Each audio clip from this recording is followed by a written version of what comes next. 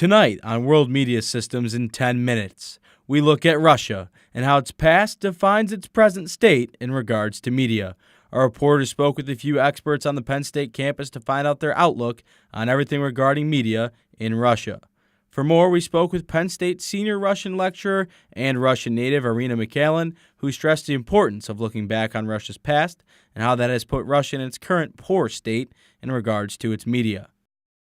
So the question about how the media changed since the end of the Soviet time is a very complex question, because there was a complete freedom first with Gorbachev and the beginning of the Yeltsin era, and then it started to getting worse, and with Putin it started to getting worse and worse and worse, and it's pretty bad right now.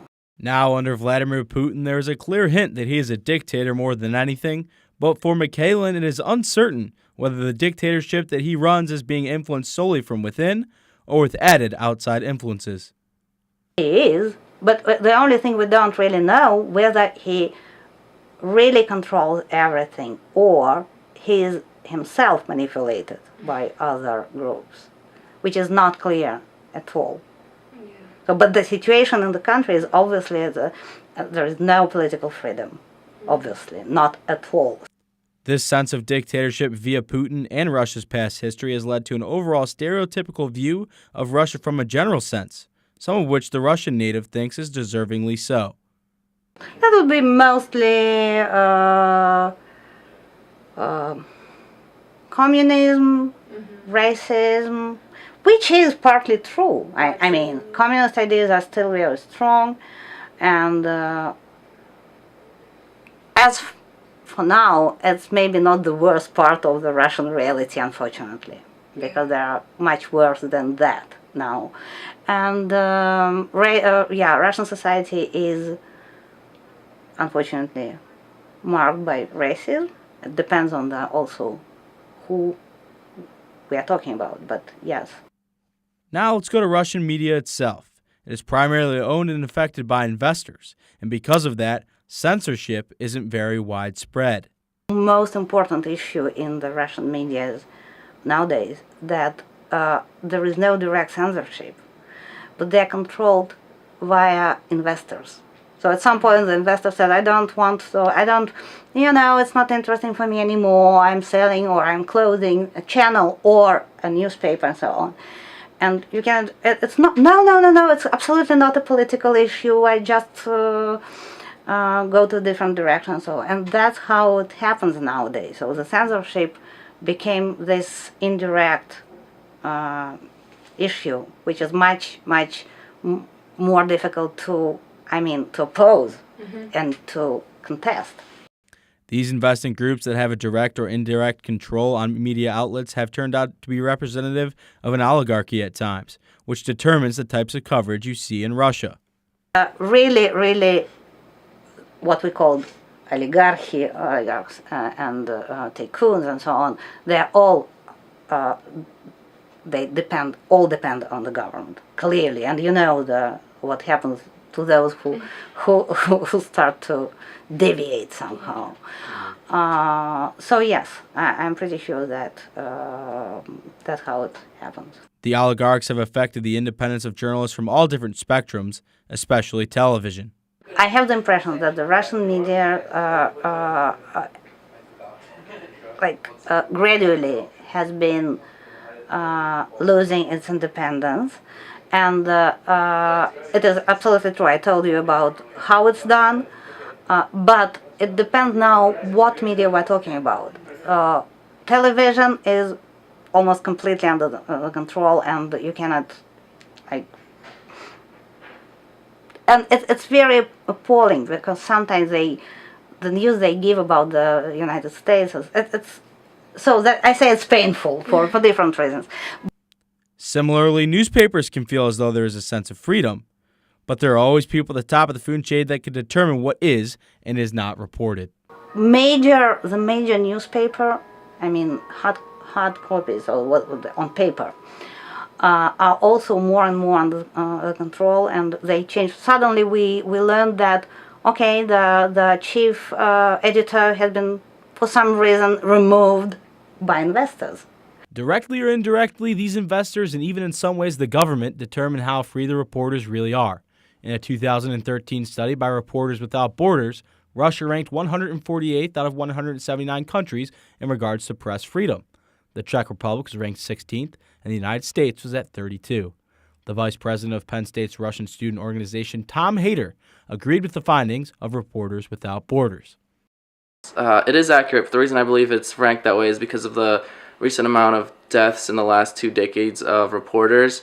Now with the internet sprouting out as a good source, they're going to be using. There's a lot more freedom for them to post whatever they want, but the government still has an ability to crack down on things that they don't want seen.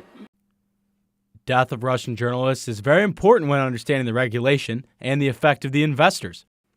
Russia has the 4th most deaths of journalists since 1992, with 54 known journalism-related deaths. In contrast, the USA has 6, and the Czech Republic didn't even make the list compiled by the Committee to Protect Journalists. This first pie chart represents Russia, and the second represents the beats covered by the reporters that have been killed from the United States of America.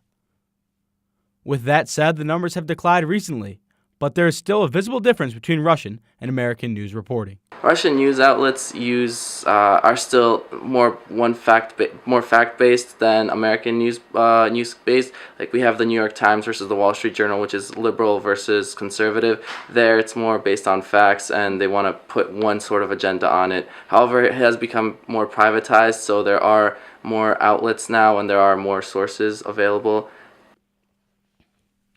With the additional sources and slight movement toward any increase of press freedom, Russian media is moving closer and closer to modeling that of the United States. Russia even has its own CNN-like network in Russia Today, which you are seeing right now. Russia Today is very comparable to some American broadcasts and similar to the Czech Republic broadcast shown in class by Professor Olavsky.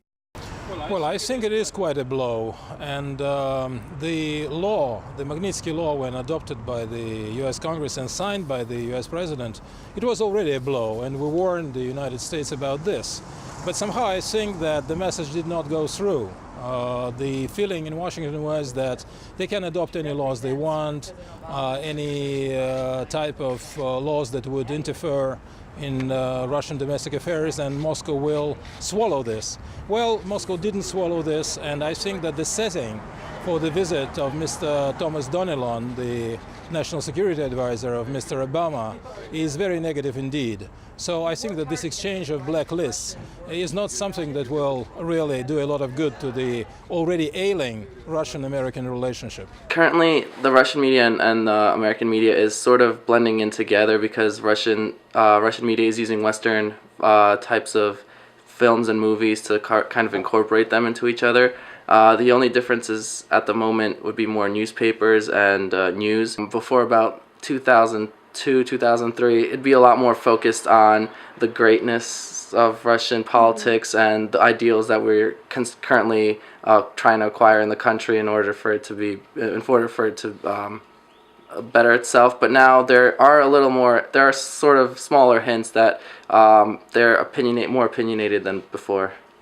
Similar to Russia Today, there has been another internet-based media outlet that has been able to be the major opposition to the Russian government as far as media is concerned. The only real source of more or less objective information is internet sources, internet media. And we have recently, like maybe a year or two ago, I may be mistaken, we have a new exclusively internet TV channel, which is called TV Rain, Telekanal Dождь. Has been representing the opposition lately, and for the moment, they let them do what they want. They try to invite, to feature different range of political figures, but they really say sometimes anything. They against Putin, against government, against the system, and so on.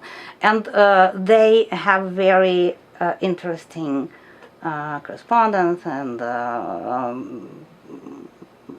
writers and so on, and poets, and people really, that's would be my channel if I had time to watch it. On top of the expansion of news outlets, over the past 15 years, Russia has taken American TV shows and sitcoms and made them into its own. Currently, a lot of TV shows incorporate Western influences, so my parents like to watch Russian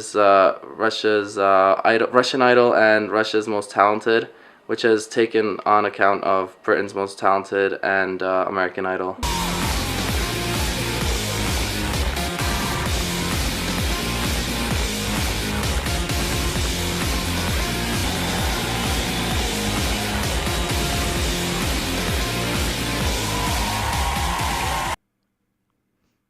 Another example is Jeopardy! This clip is a little older, but it does depict how Russia has tried to make it a little unique, even if that means some odd dress is involved. Это Дюк Эллингтон, Дюк. Герцог. Прошу вас, Давид. США 40. Именно в этом городе расположена знаменитая старая кирпичница, трасса автогонок серии Инди длиной 500 миль. Прошу вас, Олег. Индианаполис. Совершенно верно. Ваш выбор. However, with these adaptations being formed, there is still a chance for American media to take a shot at what Russia is trying to do. The Idol format airs all over the planet, including Russia, where they've just crowned their latest winner. Please welcome the Russian Idol.